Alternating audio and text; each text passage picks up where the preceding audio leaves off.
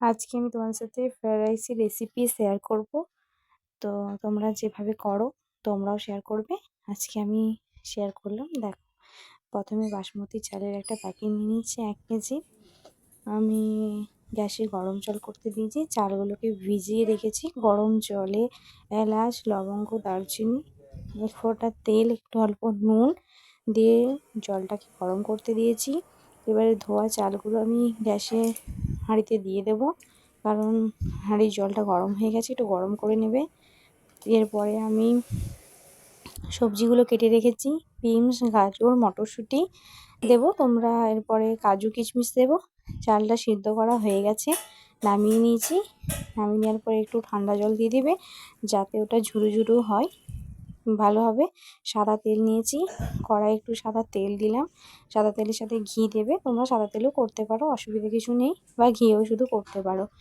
কিন্তু ঘি দিলে একটু স্মেলটা ভালো ছাড়ে, তার জন্য আমি একটু ঘি দিলাম। আর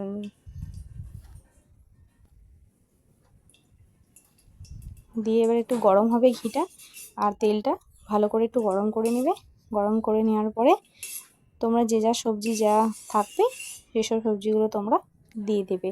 হালকা হালকা একটু করে ভাজবে সবজিগুলো, দিয়ে ভেজে আলাদা আলাদাও ভাজতে পারো বা একসাথেও ভাজতে পারো। আমি কিন্তু একসাথেই ভেজে নেবো। দেখো দিচ্ছি, প্রথমে বিনস দিচ্ছি, বিনসগুলো দেওয়া হলে গাজর দেবো, গাজরগুলো দেওয়া হলে আমি মটরশুঁটি দেবো, মটরশুঁটি দিলাম। এবারে তোমার ক্যাপসিকামও দিতে পারো যদি ক্যাপসিকাম থাকে। আমার ভাজা হালকা হালকা হয়ে গেছে, এবার এগুলোকে নামিয়ে রাখবো। এরপর আরেকটু তেল আর ঘিয়ে আমি কাজু আর কিশমিশটাকে ভেজে নেব। ঠিক আছে, হালকা হালকা করে দেখো ভেজে নিচ্ছি, তোমরা একটু হালকা হালকা করে ভেজে নেবে। তাহলে ভাজলে টেস্টটা একটু খেতে ভালো লাগবে। ঠিক আছে, তারপরে সব একসাথে আলাদা করে নামিয়ে ভাজা হয়ে গেলে সব আলাদা করে নামিয়ে রেখেছি, তোমরাও নামিয়ে রাখবে।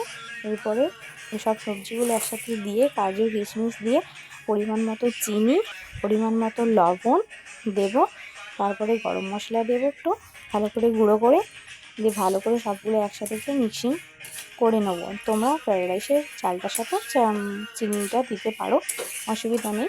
আর চালটা আলাদা আলাদাও করতে পারো বা একসাথেও করতে পারো।